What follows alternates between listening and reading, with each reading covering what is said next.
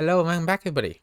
Today we're going to go over every part, item and tools which have been announced for chapter 2. So let's get into it. Start off with, we're going to start off with the redesign of the warehouse key. Let's get into it. So on X we got to see at the new warehouse key, according to the game. Well, they're showing us the new warehouse key here. You can see. By the looks of it, it's now, instead of being a 1x2x2, it's most likely going to be a 1x2x3. Appears to be higher than the old one. And looks a lot more like key. Let's move on to the next one. Next up on the list is the multi-component kit. Let's get into it. Oh, in Devlog 23, got the multi-component kit. Whether you're looking to upgrade your gear to top tier quality, or craft some of the new items that you'll find underground, you're gonna need better component kits. Introducing the new multi-component kit. Created to help you get the highest quality stuff that survival mode has to offer. Most likely some of the later new bots you can make for your base. Most likely we'll need this. And when it says top tier quality, maybe quality form 5 might require this instead. Don't know.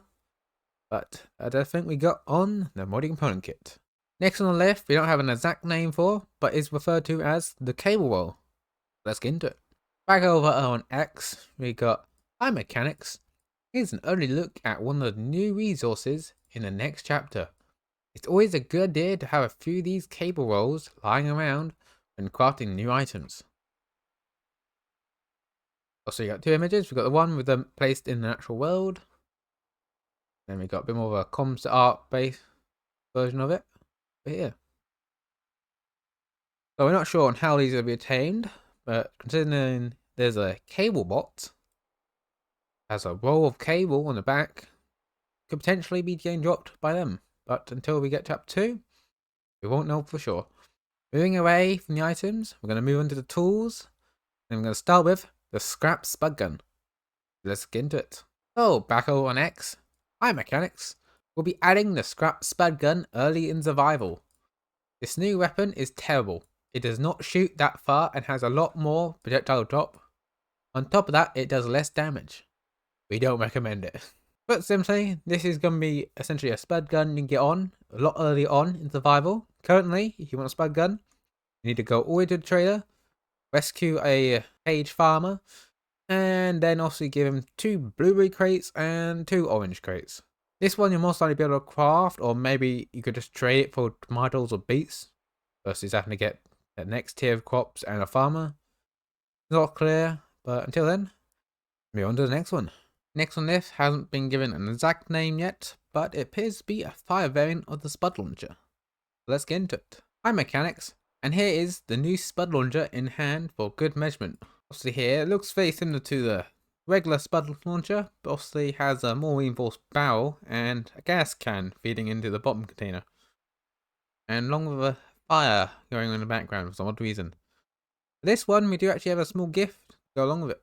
Today we'll have a look at the new Spud launcher that can turn creations and trees into ash. You can actually see it being used here to set an entire tree on fire. These have a slower fire rate than a regular Spud launcher, unless they waited a bit before shooting again. One would assume it has a slower fire rate if it's going to set things on fire. And from the appearance of this, it's hard to tell if it does need spuds or not, because they are in dev mode by the looks of it. The lack of number of potatoes being in the hotbar. So, not clear if this just use potatoes and gasoline or what, but I guess we'll find out in chapter 2. I'm saying that a lot, aren't I? I guess that's how this all works, really. Okay, well this last one isn't exactly a tool, it's more of a consumable. It's the fire extinguisher. So let's get into it. Hi Mechanics, with the induction of fire in Scrap Mechanic, we'll be adding the fire extinguisher. It's not a new tool. Instead, the fire extinguisher works the same way as fertilizer. It's a good idea to stack up on these in case your creation catches fire. As you can see here, the jack was on fire and this fire extinguisher is quickly putting the fire out. You'll see it leaves a trail of foam behind, which appears to eventually stop fire from spreading back, as it doesn't really spread back from that corner. But I guess we'll find out fully how it works in chapter 2. And hopefully not the hard way when your vehicle's on fire. Next up on the list is the sticky wheel. So let's get into it. So sticky wheel, as the name implies, The wheel, just sticky. Also got a bunch of concept art for it in Deadbook 20. And here's a quick little shot of it. Sticky wheels. New update, new part. And these wheels will be a lot of fun. With help of the new sticky wheel, you'll be putting together vehicles that can dig and drive in every direction. They can go deeper than any mechanic has ever gone before. Oh, in Deadbook 22, you can see that it can actually be activated. I'm going to see some clips of them driving around. Obviously here, they fell off. In this one, we can actually see them going up an entire ruined building and then over the top. This is another underground shot. Also here, we can see in the underground, actually going up a wall. They nearly fell off because they pulled this one side of the wheels off. So I have to be a bit careful, I guess, in some places. As you can see here, they can be very effective at just going up walls and around back onto the factory. Sticky wheel update. Here's a little update on sticky wheels we've shown previously. We really love how they turned out. They work really well and have a nice gooey look when you drive. You'll definitely need these when digging in the mine. They'll most likely have a pink purple color goo by default instead of the yellow green shown in GIFs. We're also looking into letting you paint them in other colors. Currently the sticky wheels are using chemicals as a resource, but we're still testing them out so we can get the perfect balance between consumption and use time. There's an important thing to note about the sticky wheels is you're up on the wall, or maybe on the I haven't shown any ceiling shots, I don't believe. To be honest, it's hard to tell what orientation some of these are in, but like we haven't seen them go. So far, we've only ever seen them go vertically at the most. So they might be able to go upside down. We don't know yet. Still to be tested. Next up is the plasma drill. Let's get into it. So the plasma drill, as its name implies, is a drill, and it uses plasma. So we've been shown off some of the early concept art, but we do actually have in-game pictures of it. The basic drill is a great tool to attach to your vehicle for digging, but it can't break through some of the tough layers of rock in the underground. Thankfully, it looks like the devs have got you covered. Introducing the plasma drill, a new part for your vehicle. With its added power and improved reach, you can bore through the pesky underground bedrock. Did we forget to mention that it's more comfortable to use than the basic drill 2? It's most likely he's alluding to it'll probably drill rocks quicker. I guess is the way to take that. He doesn't mention it directly, so it's hard to tell. Yeah, obviously you can see it's obviously got its closed state and open state. Its open state will most likely be when it's shooting. And we head over to Deadbook 22. There's no direct mention of the drill in this. We can see it in the pictures of the underground. The player slowly digging through bedrock. So bedrock appears to be the cracks or dirt looking sort of texture. These will probably be the areas you can actually dig through. Got a few shots of these in action. You can see there, just like ejecting a massive amount of plasma in a sort of laser sort of drill sort of pattern. And obviously it digs like a huge spherical radius around where drills are. Another one where they're digging sideways, and you can see them just digging through. Obviously there it actually takes a bit to necessarily dig through bits. One's more of a slowed down normal weight. This one here appears to be obviously sped up. The one here shows more of the normal weight by the looks of it. It's the normal speed. Obviously it takes a second or two to actually break a block of soil, or the block of bedrock is referred to. On to the next one. Next up on the list is the plasma saw. Unlike some of the other parts we've seen, this one we do not actually see the in-game shot of it, but we do see the concept art for it. This main one is most likely what it will roughly look like in the end. I also do get shown a lot of the other variations I've seen in the concept art phase. Plasma saw. Introducing the plasma saw. The saw that is sharp enough to go through trees like butter and even cut through crystal rocks. But why stop there? The plasma saw can also be used to boost your creation's defenses against those pesky bots. Yeah, this is all we got about the plasma saw. Also, you got mentions of what its special ability is compared to regular saw, and that's the crystal rocks.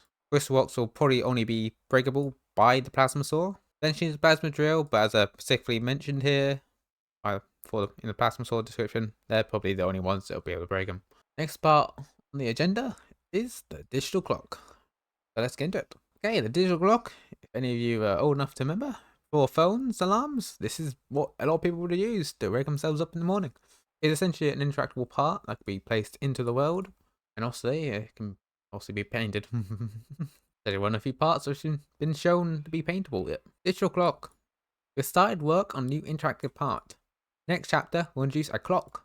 The mechanics can check the time anytime, whenever they're driving or at their base.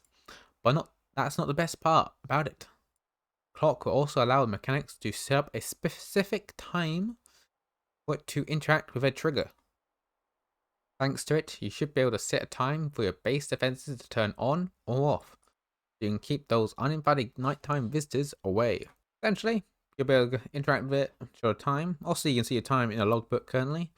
Most importantly, this is probably going to be used in a lot of raid defense systems, just to make sure they turn on, in case you forget. If you're someone who tends to forget when it's midnight, well, this way you'll at least have something to ensure that the defenses are online. Next up is the battery generator. Let's get into it. So we got to look at the battery generator here. Interestingly enough, the battery container is currently in game.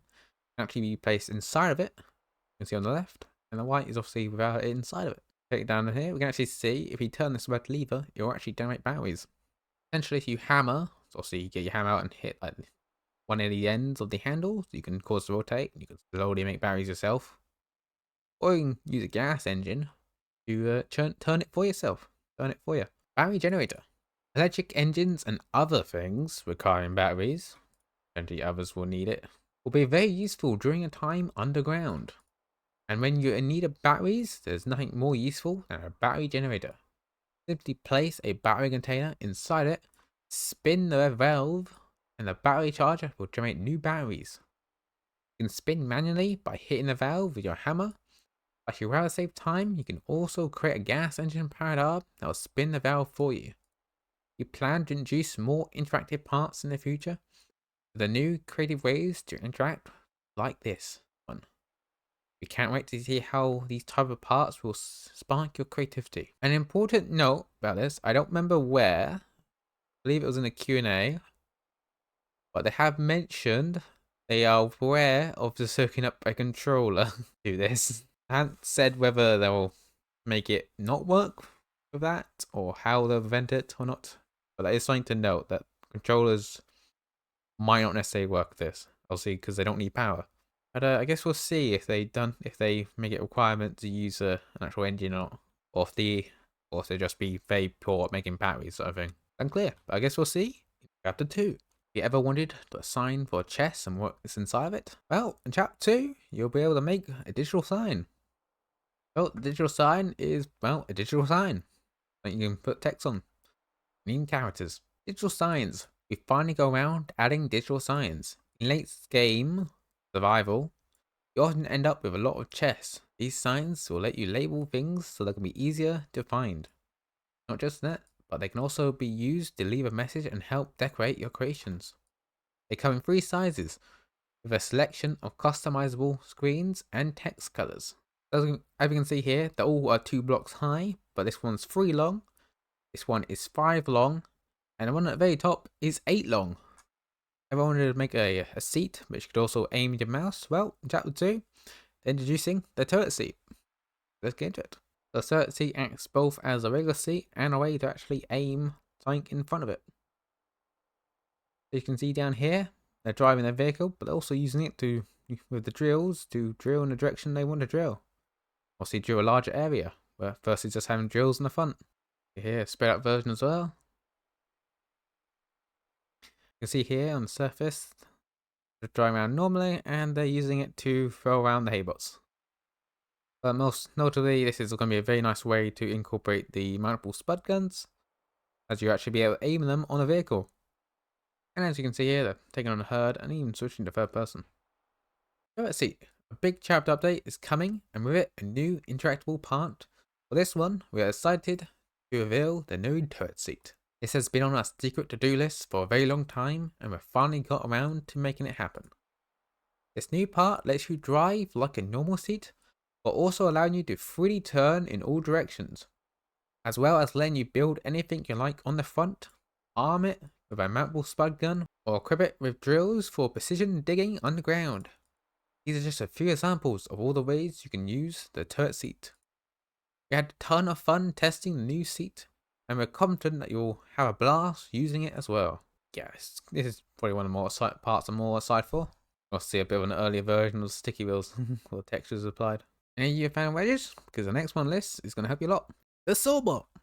The Sawbot will essentially allow you to take blocks and throw them into something you can place as wedges in multiple dimensions, not just 1 by 1 by 1, but 1 by 2 by 7, for example. Not sure if that's what's on screen or not right now, but that would be the thing you'd be able to do with it. The Sawbot. We are showing off a few new helper bots in this devlog, but this one is your new favourite.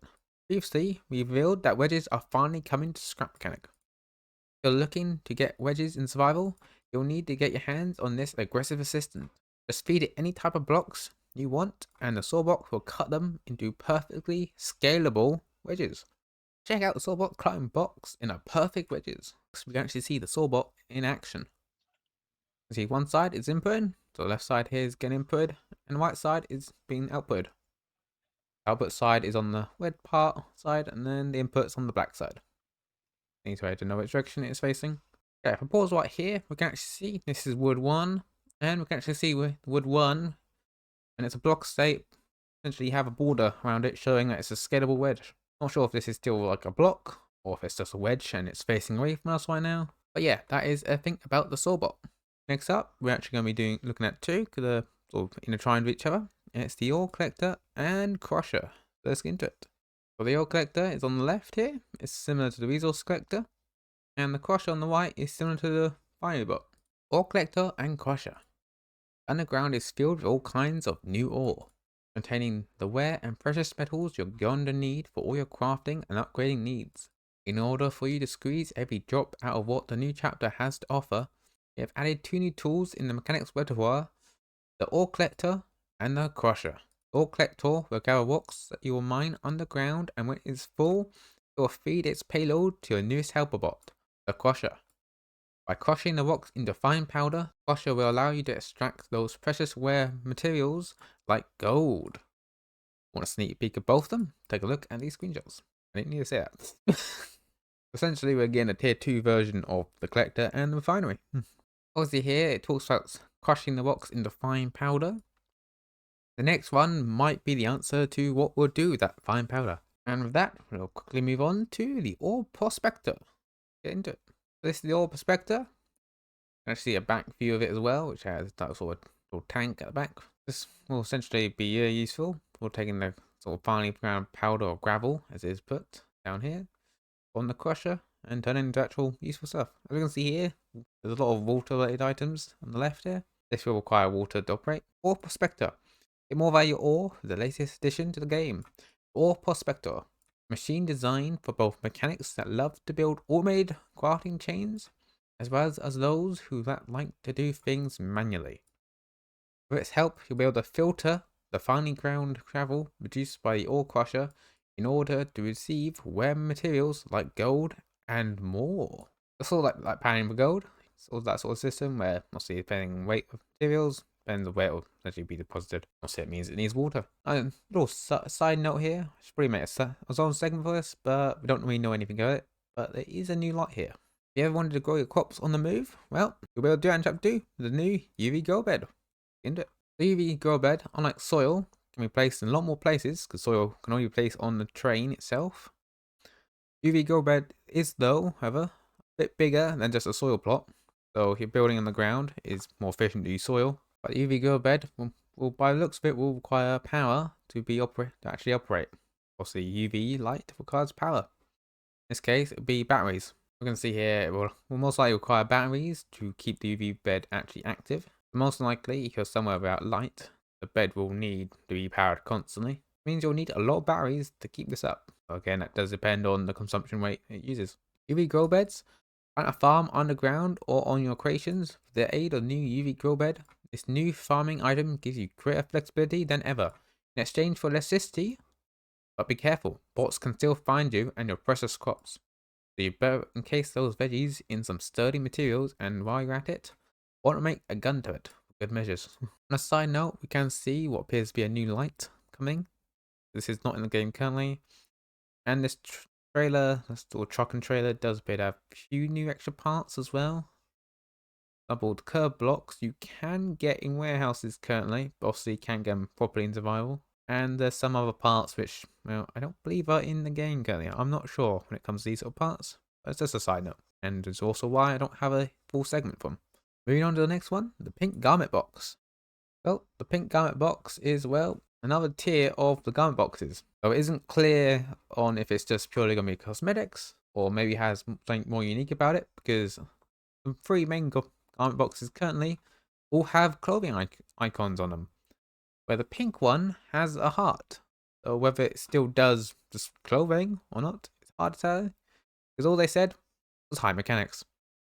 So another thing, we're going to wait for chapter 2 to see if it's got anything special about it or not. Okay, next up, which wasn't included in the last recap of everything announced, was the BoomBox. Let's get into it. Well, the BoomBox is, well, it's the BoomBox. Hi mechanics, it's time to follow your old scrap mechanic radio. We've teamed up with our friends Mitch Murder to make a few robotic banners for the new BoomBox. The BoomBox delivers a great sound quality and will make cruising in your creation an even better experience. But maybe don't throw your radios away, they can be beacons.